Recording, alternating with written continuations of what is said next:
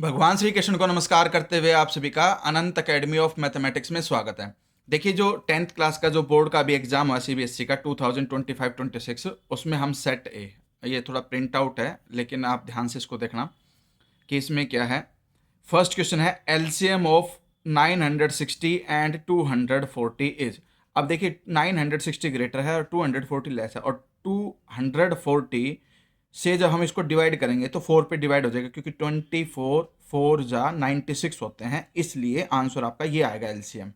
ठीक है, तो ए इसका आंसर है फर्स्ट का। तो अब आते हैं हम सेकंड क्वेश्चन पे। सेकंड क्वेश्चन क्या है? The natural number one is neither prime nor composite. जो वन होता है आपका, यानी कि जो सेकंड क्वेश्चन हो, डी आंसर आएगा one neither prime nor composite.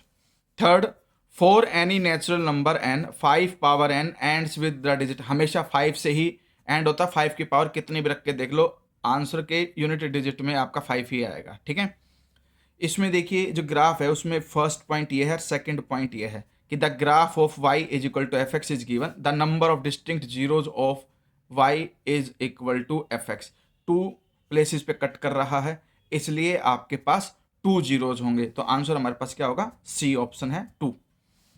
If alpha and beta are 2 zeros of a polynomial F X is equal to P X square minus 2x plus 3p। देखिए हमारे पास जो इसमें a है वो तो आएगा p, जो b है x का कोफिशिएंट -2, और जो c है वो हमारे पास आ जाएगा 3। ठीक है, अब इसमें हमारे पास ये कंडीशन गिवन है कि भाई alpha plus beta is equal to alpha beta, तो alpha plus beta is equal to alpha beta. Alpha plus beta का फॉर्मूला होता है -b/a, और अल्फा बीटा का फॉर्मूला होता है c/a। a से a कैंसिल, यानी कि -b इक्वल टू c होना चाहिए। b आपके पास -2 है, तो माइनस लिख करके ब्रैकेट में -2 लिख दो। इधर c की वैल्यू जो है वो 3p है। ठीक है, तो 3p लिखोगे, फिर ये माइनस माइनस प्लस 2, 3 इसके अपॉन में आ जाएगा, p की वैल्यू आ गई 2/3। तो ये आपका ऑप्शन है बी, यानी कि 2/3। अब क्वेश्चन नंबर हम करेंगे 6 में कंडीशन हमारे पास ये होती है कि भाई if the pair of linear equations a1x plus b1y plus c1 equal to 0 and a2x plus b2y plus c2 equal to 0 is consistent and dependent. Consistent है और डिपेंडेंट है, तो जो मैनी सॉल्यूशन वाला केस होता है, यानी कि कोइंसाइड लाइन डिपेंडेंट में, डी ऑप्शन जो है आपका वो आंसर आएगा a1/a2 equal to b1/b2 equal to c1/c2। Many solution वाला जो केस होता है वो कंसिस्टेंट और डिपेंडेंट होता है। Which of the following sequence is not an AP. ध्यान से देखिए, 1 स्क्वायर 1 होता है, 3 स्क्वायर 9, डिफरेंस 8 का आ रहा है, लेकिन 5 स्क्वायर 25 होता है, और 25 और 9 के बीच में जो डिफरेंस आ रहा है हमारे पास वो आ रहा है 16 का।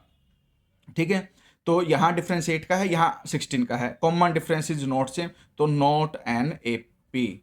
ये जो है आपके पास कंडीशन आ गई। ठीक है, तो जो आंसर है आपका ऑप्शन डी है। फिर कहते हैं कि if triangle A B C and P Q R, angle A जो है वो तो क्यू के इक्वल हो गया, एंगल बी आर के इक्वल हो गया, तो सीधी सी बात है जो एंगल सी होगा वो ऑटोमेटिकली एंगल पी के इक्वल होगा। अब देखिए जो एंगल ए है, जो पॉइंट ए है वो किसके करस्पॉन्डिंग है? क्यू के, तो इसकी जगह पे क्यू लिख दो। जो बी है वो किसके है? आर के।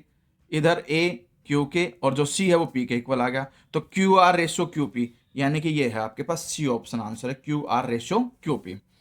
The distance of point 4a, 3 from x axis. देखिए हमारे पास क्या होता है कि एक्स एक्सिस ये है, इससे कोई भी डिस्टेंस हम ऐसे ऊपर की तरफ जाएंगे, यानी कि वर्टिकल लाइन, तो यानी कि ये है आपके पास आंसर 3a। एक्स एक्सिस से जो डिस्टेंस होगी इस पॉइंट की वो 3a कहलाएगी। ध्यान रखना, जब एक्स एक्सिस बोल रहा है तो y का पॉइंट हम आंसर में लिखते हैं, और जब y एक्सिस बोलेगा तो x का पॉइंट लिखेंगे, तो हमारे पास आंसर आएगा 3a, यानी कि ऑप्शन ए। अब हम आगे बढ़ते हैं, क्वेश्चन नंबर 10 क्या कहता है? देखिए कोस ए जो है वो 4/5 है। अब जो कोस होता है हमारे पास वो होता है बेस अपॉन हाइपोटेन्यूज, और जो हमें गिवन है 4/5। अब पाइथागोरस क्या कहती है? हाइपोटेन्यूज का स्क्वायर बेस का स्क्वायर प्लस परपेंडिकुलर का स्क्वायर। हाइपोटेन्यूज जो है वो है 5 मान करके चलते हैं, 25 हो गया, बेस आपके पास 4 यानी कि 16, और p हम निकाल लेंगे। वो कैसे निकलेगा? P square is equal to 25 minus 16 which is equal to 9, यानी कि जो p है वो 3 आ गया स्क्वायर रूट करने के बाद। अब जो tan a होता है हमारे पास वो होता है p/b, p is 3 and b is 4, तो 3/4 यानी कि ऑप्शन जो बी है वो हमारा आंसर होगा 3/4। इसके बाद हम नेक्स्ट क्वेश्चन पे चलते हैं। If 2 sine A equal to 1, देखिए 2 साइन ए जो है वो 1 के इक्वल की 1 है, तो साइन ए की वैल्यू आ गई 1/2। ठीक है, 1/2 किस एंगल पर आती है? 30 डिग्री के एंगल पर आती है। साइन 30 इज इक्वल टू 1/2, तो ए की वैल्यू 30 आ गई। अब यहां पर टेन 30 कोट 30 की वैल्यू निकालो। टेन ए की जगह पे 30 रख दिया, तो टेन 30 प्लस कोट 30। टेन 30 की वैल्यू आपके पास होती है 1/√3 और कोट की होती है √3। एलसीएम लोगे तो 1 प्लस √3 इंटू √3 3/√3, यानी कि 4/√3 जो है वो आंसर आ जाएगा हमारे पास, यानी कि जो बी है वो आंसर होगा 4/√3। ठीक है, इसके बाद हम क्या करेंगे? Question number 12। From a point on the ground which is 60 metre away from the foot of a vertical tower. Vertical tower से एक पॉइंट है, ठीक है, और उसकी डिस्टेंस हमें क्या दे रखी है? 60 metre away from the foot of the vertical tower. The angle of elevation of the top of the tower is found to be 45, यानी कि ये 45 आ गया। ध्यान रखना, जब भी यहाँ 45 डिग्री का एंगल आएगा तो ये और ये दोनों इक्वल ही होते हैं, क्योंकि अगर ये 45 है, यहाँ 90 डिग्री होता है, ये 45 होता है। ठीक है, तो side opposite to equal angles are equal, तो ये 60 है तो ये भी 60, तो हमारे पास क्या है कि the height of the tower is 60 ही आ जाएगी आपके पास। या फिर एक काम कर लो, इसको x मान लो, x/60 यानी कि परपेंडिकुलर अपॉन बेस करके वो 1045 आ जाएगा। 1045 1 होता है, उससे भी आपकी x की वैल्यू क्या आ जाएगी? 60 आ जाएगी। Question number 30। In the given figure P A P B are tangents to a circle centred at O, if angle OAB is 15 degree, then angle APB equals. हमें एंगल APB निकालना है। APB यानी कि angle, याद रखना जो भी angle होगा उसका डबल होता है। अगर ये x है तो ये 2x होगा। हमें 15 है, 15 का डबल कितना हो जाएगा? 30, तो ये आंसर होगा।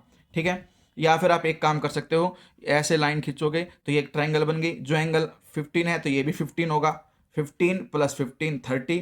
तो एंगल सम प्रॉपर्टी से जो ये एंगल आएगा ये 150 आ जाएगा, और ये एंगल सप्लीमेंट्री होते हैं। अगर ये 150 है तो ये 30 होगा। ठीक है, तो भी 30 आएगा। अब आते हैं हम क्वेश्चन नंबर 14 पर।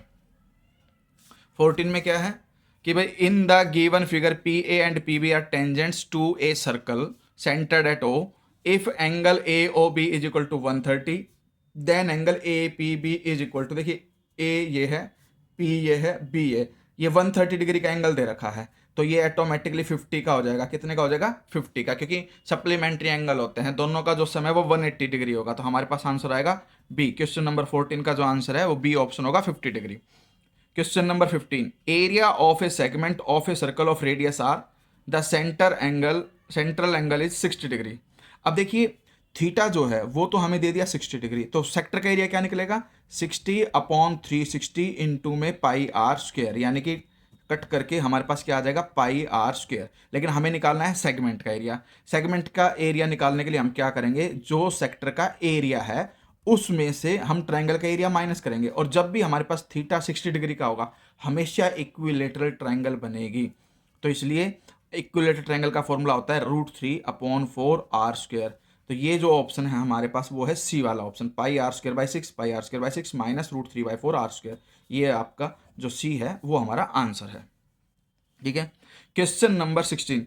ए hemispherical bowl is made of steel of thickness 1। हमारे पास एक हेमिस्फेरिकल बाउल है इस तरह से, उसके अंदर भी एक और है, तो इस तरह से ये आपके पास ऐसा आ गया। हमें वॉल्यूम निकालनी है, तो वॉल्यूम का मतलब ये अंदर की निकलेगा, यानी कि outer volume minus inner volume करना पड़ेगा। आउटर वॉल्यूम के लिए हम जो रेडियस लेंगे वो 6 लेके चलेंगे, लेकिन इनर के लिए 1 सेंटीमीटर जो थिकनेस है वो सब्ट्रैक्ट कर देंगे, यानी कि 5 आएगी। और जो वॉल्यूम का फॉर्मूला होता है हमारे पास हेमिस्फेरिकल का, वो 2/3 πr³ होता है, माइनस में 2/3 πr³। ठीक है, और इसमें कैपिटल ले लो।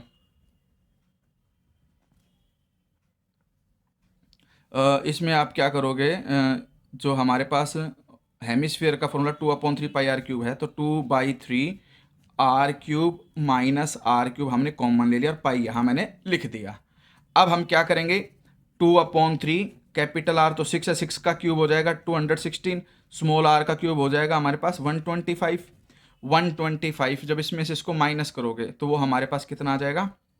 माइनस करने पे 6 1 आया, और फिर उसके बाद हमारे पास 91, ठीक है। और ये 2/3 तो है ही, और पाई और होगा। अब 91 को 2 से कर दो तो आपके पास आ जाएगा 182/3 पाई, 182/3 पाई, यानी कि बी ऑप्शन है हमारे पास, ठीक है। ये कंडीशन आ गई। इसके बाद हमारे पास ये है question number 17, the mean and median of A frequency. ये हमें मीन गिवन है 43, मीन इज 43, मीडियन इज 43.4, क्योंकि मीन पहले है फिर मीडियन है, तो मीन 43 है, फिर मीडियन 43.4 है। हमारे पास जो मोड निकालना है तो फॉर्मूला ये होता है, mode is equal to 3 median minus 2 mean, ये फॉर्मूला होता है। अब 3 मीडियन की वैल्यू है 43.4 और 2 मीन की वैल्यू है हमारे पास 43।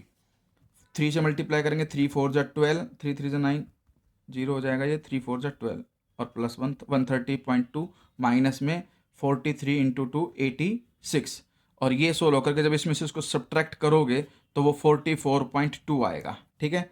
तो सी जो है वो हमारा आंसर होगा। अब हमारे पास 18 है, the probability for a randomly selected number out of 1 2 3 4 up to 25 to be a composite number is. देखिए 1 से लेकर के 25 तक हम पहले प्राइम नंबर को साइड में करते हैं।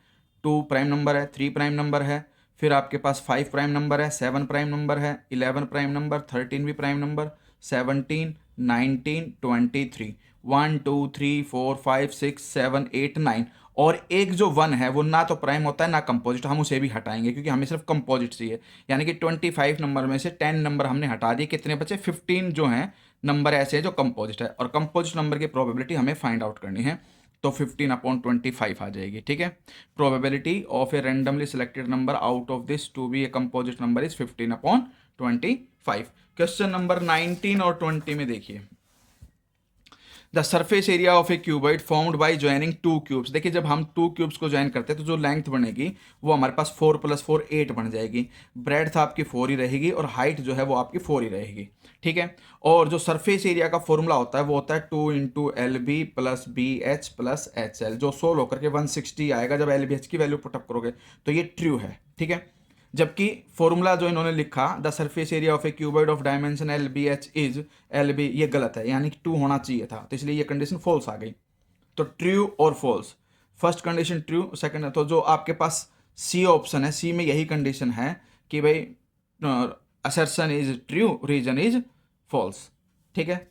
फिर 20th में, the mean of first N natural number is n - 1/2, ये फॉल्स है क्योंकि जो सम होता है हमारे पास वो होता है n × n + 1/2, और मीन निकालने के लिए जितने नंबर उसी से डिवाइड करते हैं, तो जो mean of n natural number होता है वो होता है n + 1/2, जहाँ यहाँ पे n - 1/2 है, तो ये फॉल्स है condition. The sum of first N natural number is n × n + 1/2, ये ट्रू है। तो फॉल्स और ट्रू, यानी कि जो डी है वो हमारा आंसर आएगा, डी लिखोगे इसके लिए ऑप्शन में, क्योंकि assertion is false and reason is true.